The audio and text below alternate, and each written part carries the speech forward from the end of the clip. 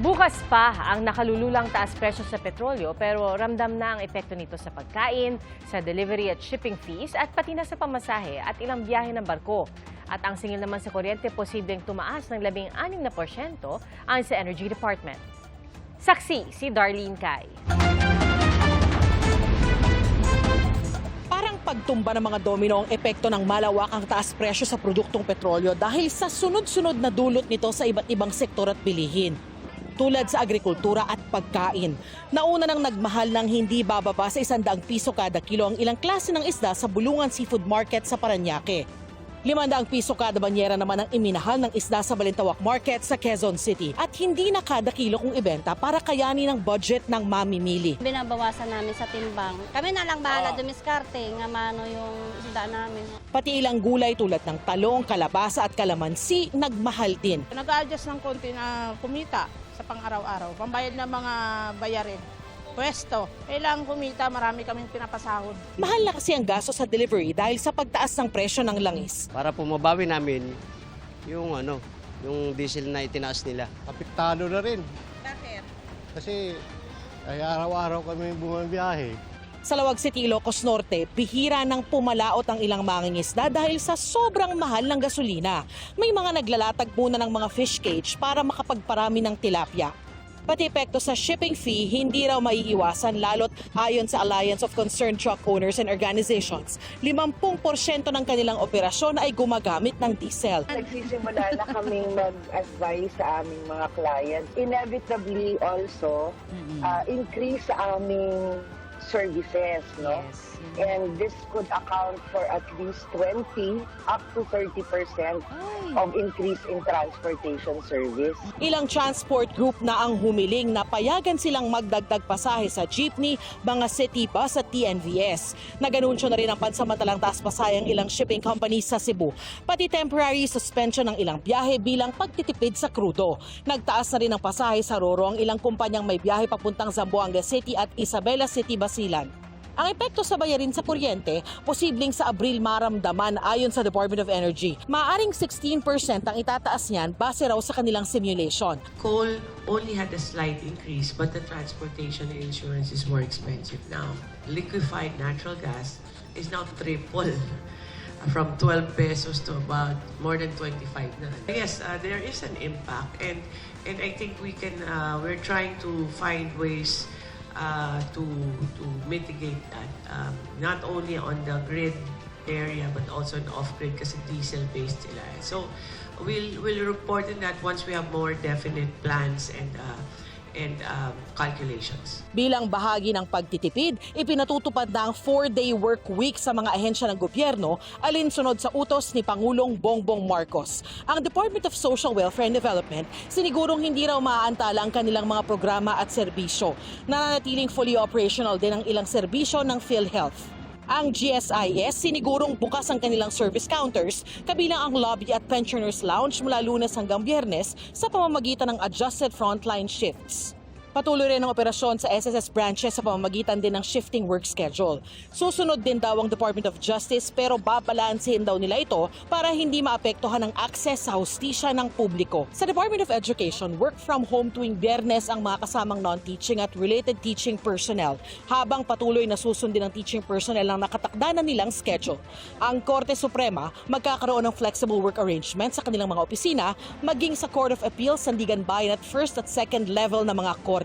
Basta hindi raw dapat maging dahilan ito para ikansela o ipagpaliban ng mga pagdinig na nauna nang nakaschedule.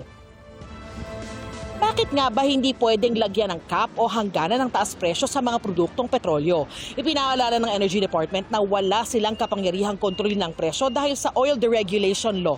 Kung aamyendahan ng batas ayon kay Garin, maaari raw makatulong pero sa ngayon ay nakatuon sila sa agarang mga solusyon. The oil deregulation is not just that doesn't only speak about prices. There are other things that it regulates, let's say. No? So maybe an amendment to the law, not the entire law. No? If Congress wishes to do so, that's their that's the legislative action. Kanina tinalakay na sa Kamara ang panukalang bigyan ng Pangulo ng kapangyarihang suspendihin ng excise tax sa langis. Sakaling matuloy yan, ayon sa DOE, 6 hanggang 10 piso agad ang tapyas sa presyo ng kada litro ng diesel at gasolina. It can be suspended 1 month, 2 months, 6 months, depends on the wisdom of the committee. But it could be a limited authority on the president. What is up for consideration is not the abolition, but rather just the empowerment of the president so that the president can validly make a decision whether to suspend, to reduce itong ating mga excise tax on fuel. Nagpanukala rin ng economic manager sa Pangulo ng ibang paraan para maibsan ang epekto ng krisis sa Middle East. Kasama na dyan yung fuel conservation and then of course yung mga subsidies for the most vulnerable, especially those producers of food, transport sector in general. Sa Miyerkules, nakadakdang magkaroon ng pagdinig ang House Ways and Means Committee tungkol sa panukalang batas na nagbibigay ng emergency powers sa Pangulo na suspendihin ang excise tax sa mga produktong petrolyo. Kung sakali na i-certify as urgent ng Pangulo ang panukalang batas na yan, sa susunod na linggo ay maaari na raw itong maaprubahan ng Kamara. We recognize that this is a challenge we must face head-on, which is why the House of Representatives will work with the executive to focus on the measures that will help cushion the effects of rising oil prices. Pag-aaralan na rin ng Senado ang paghahain ng parehong panukala. Discuss it and hopefully we'll be able to come up with something that would be able to address the would-be problems that we will be encountering. Para sa GMA Integrated News, ako si Darlene Kai, ang inyong saksi. 15 sugatan ng araruhin ng kotse ang isang pampasaherong jeep sa Cebu. Sugatan naman ang isang tindero sa Rizal nang maatrasan ng SUV. Saksi, si Femari Dumabok ng GMA Regional TV. Sa gitna ng pagdaloy ng trapiko sa bahagi ng JP Rizal Street sa Rodriguez, Rizal kagabi, nagkaroon ng banggaan. Sa lakas nito, napatayo ang nagtitinda sa kabilang kalsada hanggang sa biglang umatras ang isang SUV na nagdire-diretso hanggang maatrasan ang tindero. Tatakbo pa sana siya palayo pero mabilis siyang naabutan ng kotse. Base sa investigasyon ng mga pulis, nasa gasolinahan ng SUV nang masagi nito ng sasakyan sa harapan nito. Habang siya'y nagmamaneho palabas, hindi niya nakala na yung kanyang natapakan ay yung mismong accelerator. Sugatan ang nabanggang tindero. Nangako naman ang driver ng SUV na sasagutin nito ang pagpapaayos ng food cart at pagpapagamot sa biktima. Babayaran din daw ng driver ang sweldo ng biktima habang nagpapagaling sa ospital. Sa Cebu, nakatayo lang sa gilid ng kalsada ang isang babae na may kargang bata at 2 pang bata. Huminto ang isang jeep sa likuran nila para magsakay ng pasahero. Lumapit din sa jeep ang isang lalaki na nakasuot ng puting damit. Ilang saglit lang, biglang inararo ng isang pulang kotse ang jeep, pati ang mga tao. Sa lakas ng impact, tumilapo ng lalaking nakasuot ng puting damit na ayon sa pulisya ay isa ring driver na magpapabarya lang sana. Nadagana naman ang tumagilid na jeep ang babaeng may kargang bata at 2 pang bata. Kita naman sa isa pang video na nagtulungan ng ilang motorista at mga tao sa paligid para itayo ang jeep. Kita rin ang paglabas ng mga pasahero mula sa jeep. Arestado ang nang-ararong driver na sinabing nasira ang manibela ng kanyang sasakyan. So yung suki, nagahi ay ano. Manibela? That's why ako ang ipatrans-test siya o breathalyzer. Simple po din nakatulog. Pero ang iyang statement, depende pa din siya yung statement. Karon, initial pa man eh. Sugatan ng driver ng jeep at 6 nitong pasahero. Damay rin ang 5 pedestrian at 3 sakay ng nang-ararong sasakyan. Patuloy ang investigasyon ng pulisya. Para sa GMA Integrated News, ako si Femari Dumabok ng GMA Regional TV. Ang inyong saksi. Bahagi po ng misyon ni Pangulong Bongbong Marcos sa kanyang working visit sa New York sa Amerika ang manawagang resolbahin ang krisis sa gitnang silangan. Saksi, si Joseph Moro. Mag-aalas 3 ng hapon, dumating dito sa New York sa Amerika si Pangulong Bongbong Marcos at First Lady Lisa Araneta Marcos. Pangunahin sa kanyang misyon ang ikampanya ang Pilipinas sa United Nations para makuha nito ang non-permanent seat sa UN Security Council. Ang UN Security Council ang nagpapasa ng mga resolusyon na binding o dapat sinusunod ng mga bansang kasapi ng UN. Halimbawa, ang pagpapataw ng mga sanksyon o kaya naman ay pag-authorize ng paggamit ng puwersa. Sabi ni Philippine Ambassador to the US Jose Manuel Babes Romualdez, may bigat at timing kung makukuha ito ng Pilipinas para sa taong 2027 hanggang 2028. Lalo pangat may gera sa gitnang silangan at may sarili tayong isyu sa West Philippine Sea. To us, especially for the world, having a seat at the Security Council, even if it's a temporary seat, meaning to say it's not a permanent seat, it still makes an impact for us, precisely because of the conflicts or rather the challenges that we face. Dagdag pa ni Romualdez sa parehong talumpati, kukunin na rin ng Pangulo ang pagkakataon na magpahayag ng posisyon ng Pilipinas tungkol sa giyera sa gitnang silangan. At the same time, because of what's happening all over the world, I think especially in the Middle East, I think the President would like to take the opportunity to be able to speak at the General Assembly of the United Nations and be able to at least push for what he has said, a peaceful settlement of the conflict that's going on. Sa isang pahayag, sinabi ng Pangulo na mananawagan siya para sa restraint o pagtitimpi, dialogo at paggalang sa international law. Malayo man sa Pilipinas ang gera sa gitnang silangan, malapit naman sa bituka ng mga Pilipino ang epekto nito. Katulad na lamang sa tumataas na presyo ng mga produktong petrolyo. Kaya nga sa gagawing talumpati ng Pangulo sa United Nations dito sa Amerika, ipaparinig niya ang boses ng mga Pilipino at ng Pilipinas. Para sa GMA Integrated News, Joseph Morong ang inyong saksi. Sumadsad sa panibagong pinakamababang level ang palitan ng piso kontra dolyar. Nagsara po ito sa 59 pesos and 50 centavos na pinakamahina sa kasaysayan.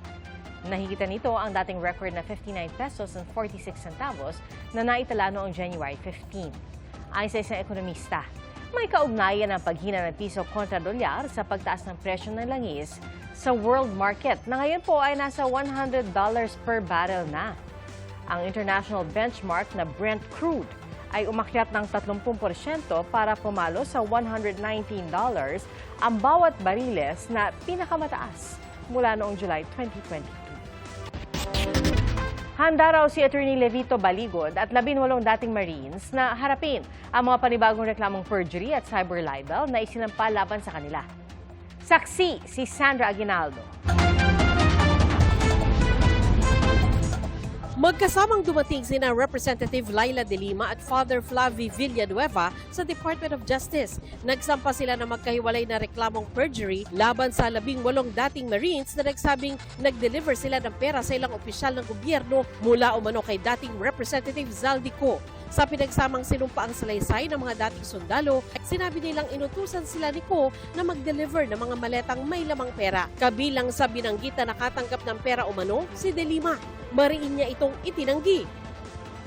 Sa National Bureau of Investigation naman, nag-file ng cyber libel complaint sina De Lima at Father Flavie laban sa abogadong si Levito Baligod na kasama ng mga dating sundalo. Since these are untruthful statements made in their affidavit, sworn affidavit, nagpasya po ako na mag-file ng complaint affidavit for perjury kasi nga ako kasinungalingan. Nabanggit din sa affidavit na si Ko umano ang bumasto sa pagbisita ng mga kinatawan ng International Criminal Court sa Pilipinas at isa umano sa pinuntahan nila ang Bahay Kalinga para makausap ang mga biktima ng drug war ni dating Pangulong Duterte. Ito raw ang dahilan ng pagdulog sa DOJ ni Father Flavie. Ito ay naniniwala ko isang pananakot, paninira sa integridad ng ICC. Sinagawa nila to, itinaon nila to sa investigasyon. Pangalawa, dinawit nila at pilit dinadawit yung mga taong gustong ilantad yung katotohanan. Sa tanong kung sino ang nasa likod ng mga umunoy dating Marines, sabi ni De Lima, Could only be the handiwork of the Duterte camp. Tingnan niyo po naging timing kung saan nandyan yung impeachment proceedings against the Vice President. Hiningan namin ng reaksyon si Vice President Sara Duterte. Pero nauna nang sinabi ng Vice President na hindi niya kilala ang mga dating sundalo. Sinabi rin niya na walang makapagsabi sa kanila na kinausap o nakipagkita siya sa mga ito. Buwelta naman ng dating Chief Presidential Legal Counsel ni dating Pangulong Duterte, wala umano ni katiting na kredibilidad ang sinabi ni na De Lima at Father Flavi. Hindi raw ito nararapat pang sagutin. Sinabi naman ni Baligod na handa silang harapin ang mga akusasyon. Sana raw ang mga nabanggit sa affidavit ay handa ring harapin ang mga akusasyon nila. Nagsampa rin sa DOJ ng reklamong cyber libel si Bureau of Corrections Chief Gregorio Katapang laban kay Baligod at cyber libel complaint naman laban sa 18 ex-Marines. Sa Supreme Court naman, nag-file si Katapang ng disbarment complaint laban kay Baligod dahil sa mga hindi totoong payag nito sa media.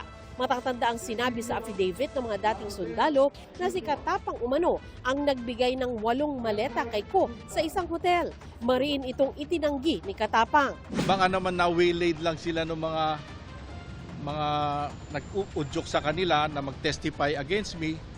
Sagot naman ni Baligod, inaasahan na nila na meron pang mga darating na reklamo laban sa kanila pero hindi raw sila pinanghihinaan ng loob.